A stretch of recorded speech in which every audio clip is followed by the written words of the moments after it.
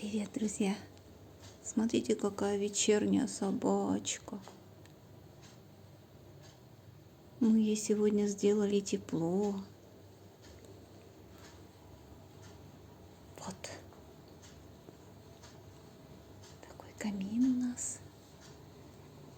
Отопление отключили, котел барахлит. И вот будем греться камином.